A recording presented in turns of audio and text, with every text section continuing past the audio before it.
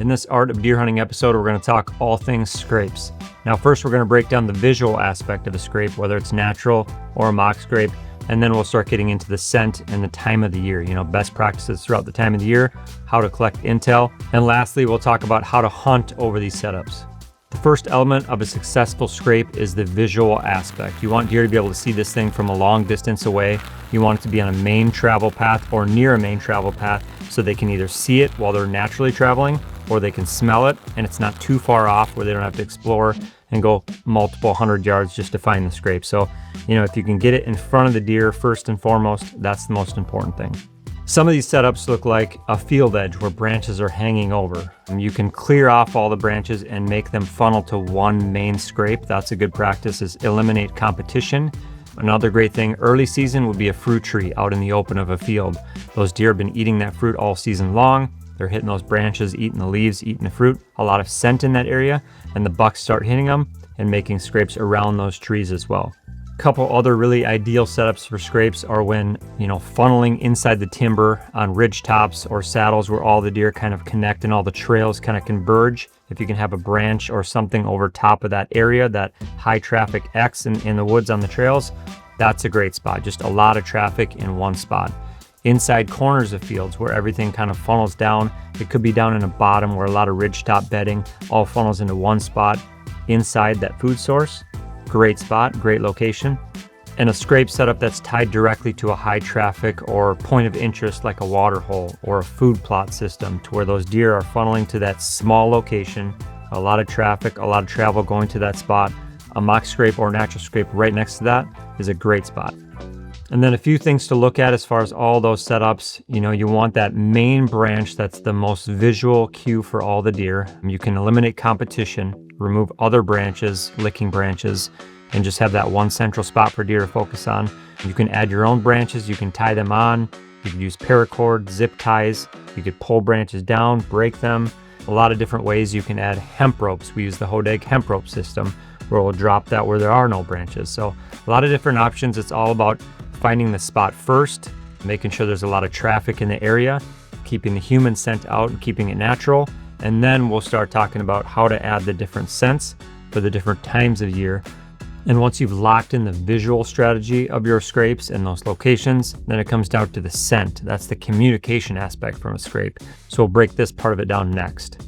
When it comes to scent, there are a lot of options out there. Now the raw frozen scents, there's no preservatives, they're frozen, they're fresh. That's what we've had a lot of success with, but there's a lot of options out there as well. So basically how we break it down from season to season, the early season, this is just some of my personal preference. I like to use the scrape lure. Now this is just a mixture of buck and doe scent. It's not during the rut, it's not during estrus. You don't have estrus scent in there, which is a doe being ready to bred. So those elements are not mixed in with just the scrape lure. This is a scent that you can use from early to during the rut to late. It's just deer scent, deer urine.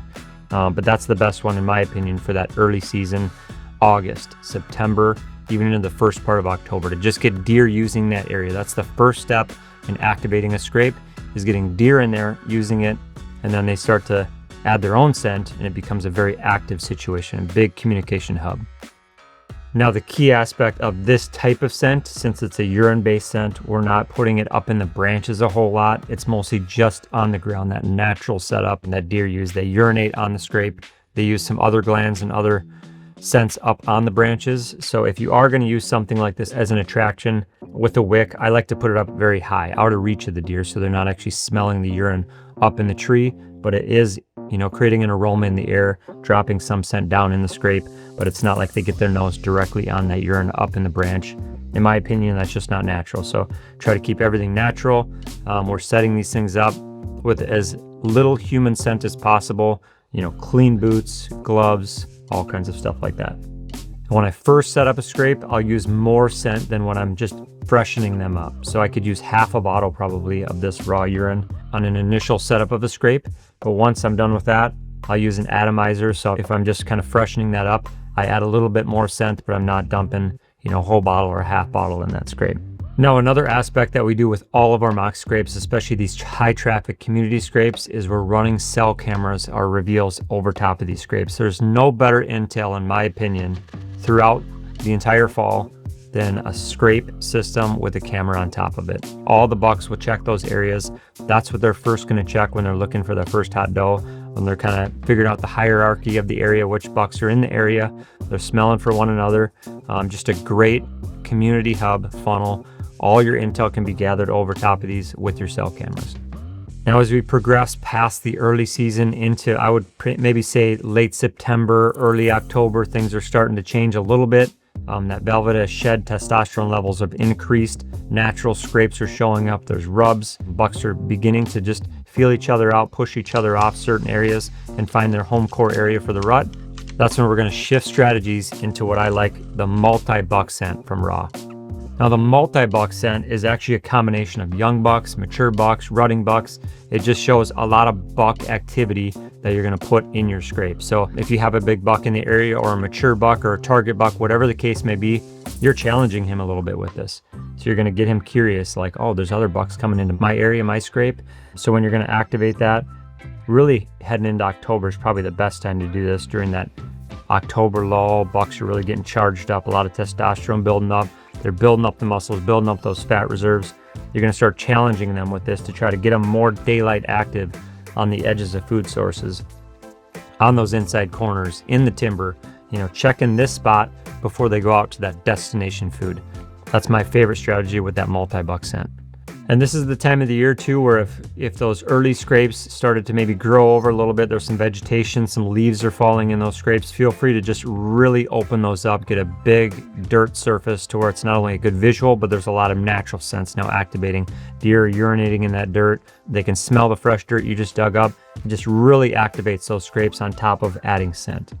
I'm going to continue using the multi-buck scent for several weeks until we start getting into that pre-rut time period, when those does are not quite ready to be bred, but you want to be that first active cue, I guess, to where maybe there is something that's ready to be bred. So buck starts thinking about that, and you're trying to attract him to your location based on that mindset. So this is the 30 plus peak estrus. So this is where the highest levels of estrus in the urine with the doe scent. You're going to start adding that late October in through that early November, mid-November time period, where bucks are really actively seeking for that first hot doe, or just a hot doe if multiple are already in estrus.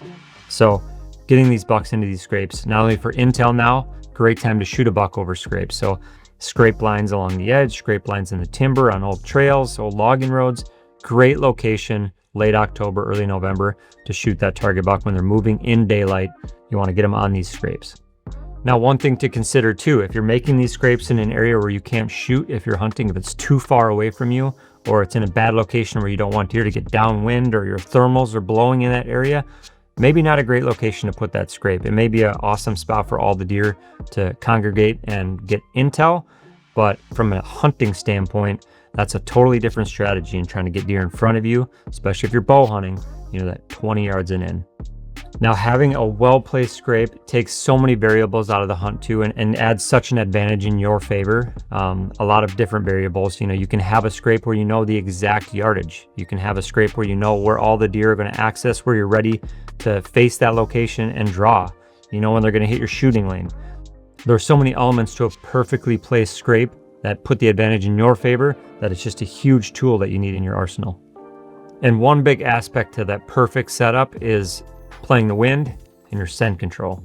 So I would recommend checking out some of our Art of Deer Hunting scent control videos, scent control strategies on accessing these locations, these food plots, these scrape setups, and how to play the wind and the thermals. Those are definitely keys to the success over hunting a scrape. You can watch those videos for that information. Two of my favorite setups for these scrape systems, one is in timber. So an old logging road, maybe it's a ridge top, something inside the timber where deer feel more comfortable late October moving in daylight, whether that's in the morning hours, the evening hours, those cold front time periods. Bucks are up on their feet and they're checking scrapes. Another situation, right after a rain. They want to freshen up those scrapes after a big rain. So in the timber, you're set up on these scrapes, those 20, 25 yards off, playing the wind away from that scrape, and just watch deer come funneling in. That's one of the best, if not the best scenario for shooting mature buck during the season. And hunting a field edge, whether that's a food plot, an ag field, set aside CRP, those scrape lines where all those branches along the fence line, that timber line, are hanging out into the field, just a dynamite spot to hunt, again, late October into early November. And I would say this setup even extends through November during most of the rut when the deer are just out in the fields checking scrapes. So being set up on the edge of that timber where maybe a trail comes out, or the inside corner, all the deer are congregating, hitting those scrapes on the corner and then working their way along the edge of that tree line. That's a phenomenal place to set up over these scrape systems. So there's so much that goes into the scrapes. You know, we did a pretty general overview of different strategies from the season, the visual aspect. If you have any questions or anything really specific you want us to cover on a different Art of Deer Hunting episode, just shoot us a comment. And keep checking back for new Art of Deer Hunting videos and new hunt breakdowns every week this fall.